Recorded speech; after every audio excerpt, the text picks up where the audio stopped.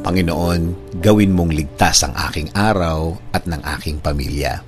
Panginoon, maraming salamat sa mga bagong blessings na hatid ng araw na ito. Alam ko, Lord, na marami ka na namang pagpapala na ibibigay sa akin. Marami kang blessings tulad na lang ng nagising ako sa araw na ito. Ito pa lang, alam kong may plano ka pa para sa akin. At alam ko, Lord, na lahat ng plano mo, lahat ng bagay na gusto mong gawin sa buhay ko, ikakaganda ng aking buhay.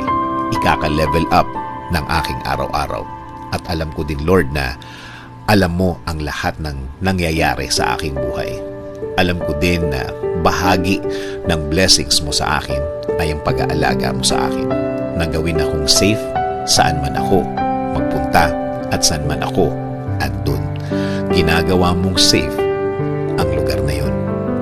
At alam ko, Lord, na since ikaw ang nangunguna ng aking buhay, alam kong patuloy mo akong i-guide sa mga darating na araw at panahon at sa lahat ng aking gagawin sa mga susunod na araw, linggo at mga taon na darating sa aking buhay.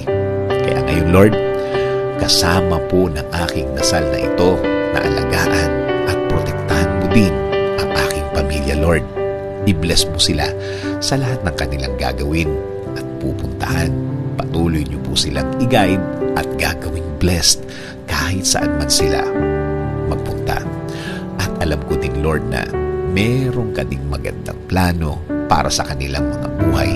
Alam kong i-guide mo din sila sa araw na ito at patuloy mo silang babantayan sa lahat ng pagkakataon ng kanilang buhay.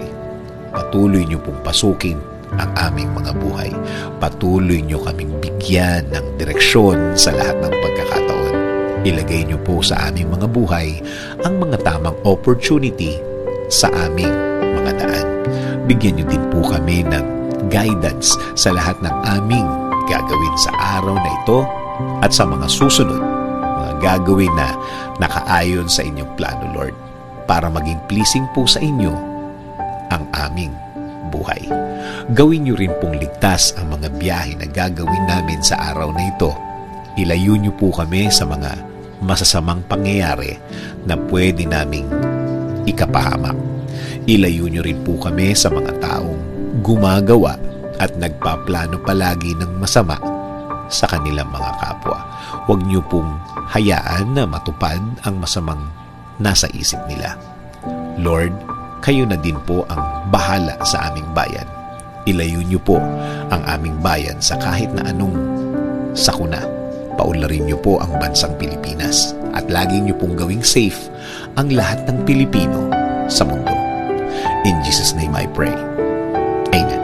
Sabi nga sa Psalms 32:8, I will instruct you and teach you in the way you should go.